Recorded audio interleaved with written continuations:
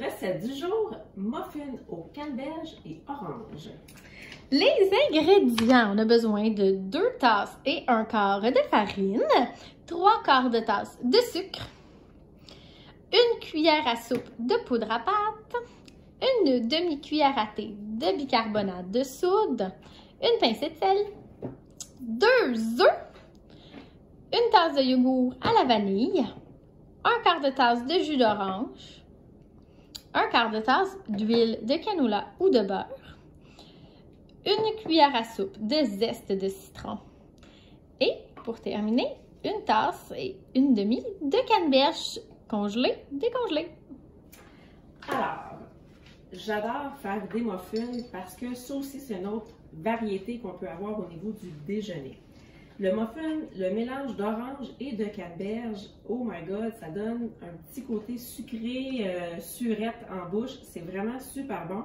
Et le fait d'ajouter du yogourt à la vanille, c'est comme le corps gras à l'intérieur. Donc, ton muffin devient vraiment fluffy, devient super moelleux. C'est vraiment excellent. Donc, au départ, je vais, comme dans tout bon gâteau, mélanger farine, des ingrédients secs ensemble. Donc, dans le bol grand-mère, ce que j'aime, c'est que j'ai la poignée ici. Et que ça me permet vraiment de super bien mélanger. Donc, ça, c'est la première étape, c'est réglé. Ce que j'ai oublié de faire, c'est d'aller allumer mon four, parce que le temps que je vais tout mélanger, le four va chauffer. Alors, on ouvre ça à 375 et on va faire cuire ça pour 25 minutes une fois que le mélange va être fait. Donc, dans mon mélangeur, j'ai déjà mis mes 2 œufs et je vais venir ajouter mon jus d'orange. Je vais venir ajouter l'huile, comme ça, le zeste des citrons. Oh, pareil! Je ne pensais pas qu'il était pour coller. Ils ont fusionné. Ils ont fusionné avec le plat. Et je vais venir ajouter ici la vanille. Je vais mettre le sucre avant, ça va aider. Il va se diluer un petit peu. Et la vanille, le yogourt à la vanille, parce que c'est pas pareil, la vanille et le yogourt à la vanille. Comme ça ici. C'est comme aller au gym après ça, j'imagine. Oui! Là, on va se faire, tu sais, on aime tellement pas ça, le petit gras de bras en arrière qui shake. Shaker ça, ça va venir faire travailler le tout. Alors, il faut s'assurer qu'il est bien fermé toujours, car sinon, on fait l'erreur une fois. Alors, voilà, aussi simple que cela. Puis là, regardez ça, hein? Dur. OK, blague à part. Mon mélange est fait. Et là, ce que j'ai à faire, c'est verser dedans, aller gratter parce qu'on ne veut rien perdre. Hein? C'est comme ça qu'on devient économe. Puis tu sais, des fois que c'est la petite pincée de sucre de yogourt qui nous manquait.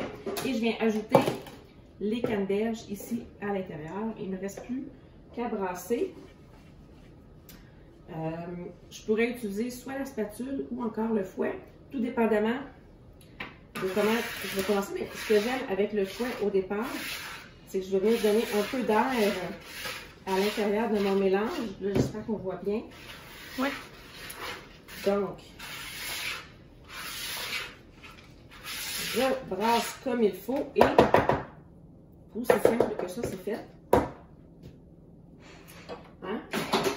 Avec la spatule, je vais venir vraiment tout bien racler le contour pour m'assurer que toute ma farine est bien incorporée. Puis là, moi, je vais utiliser ici, j'ai mes moules en silicone. Donc, dans les moules en silicone, ce qui est vraiment intéressant, c'est que j'ai plusieurs versions de moules. Puis là, ceux qui ont des jeunes enfants, qui ont des enfants, tu sais, quand c'est toujours pareil, il arrive à un moment donné où ils adorent ça, puis là, ils en mangent, puis t'en achètes, puis t'en achètes, puis t'en achètes, puis t'en fais, puis t'en fais, puis t'en fais. Et du jour au lendemain, ça ne mange plus rien, c'est terminé, ils n'aiment plus ça, ils n'en mangent plus, puis là, t'es pogné avec le stock. Donc, une façon de varier l'alimentation ou la même chose, c'est dans le fond, c'est juste d'utiliser un moule différent.